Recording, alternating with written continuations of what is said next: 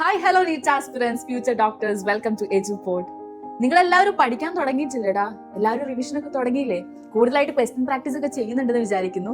എജുപോർട്ടിന്റെ 4ാമത്തെ EMT exam നടക്കാൻ പോവാണ് ജനുവരി 4 ജനുവരി 4, 2026 all Kerala ആയിട്ട് 90+ സെന്റേഴ്സ് ഉണ്ട് കേട്ടോ. അപ്പൊ ഈ EMTയുടെ പോർഷൻസ് പറയാൻ വേണ്ടിയിട്ടാണ് ഞാൻ വന്നിരിക്കുന്നത്. റിപ്പീറ്റേഴ്സിനും റീ റിപ്പീറ്റേഴ്സിനും സൂപ്പർ റിപ്പീറ്റേഴ്സിനും ഒക്കെ അറ്റൻഡ് ചെയ്യാൻ പറ്റിയ ഒരു എക്സാം ആണ് EMT. അപ്പൊ എജുപോർട്ട് മന്ത്ലി ടെസ്റ്റ്. ഈ 4th EMTയുടെ പോർഷൻസ് വരുന്നത് ഫുൾ മോക്ക് ടെസ്റ്റ് ആണ്. നമ്മൾ ഇത്രയും കാലം പഠിച്ച ഫിസിക്സിലും കെമിസ്ട്രിയിലും ബയോളജിയിലും ഫുൾ പോർഷൻസ് ആണ് വരുന്നത്. എന്ന് പറയുമ്പോൾ ഫിസിക്സിൽ എല്ലാ ചാപ്റ്റേഴ്സും ഉണ്ട്, കെമിസ്ട്രിയിൽ എല്ലാ ചാപ്റ്റേഴ്സും ഉണ്ട്, ബയോളജിയിൽ എല്ലാ ചാപ്റ്റേഴ്സും ഉണ്ട്.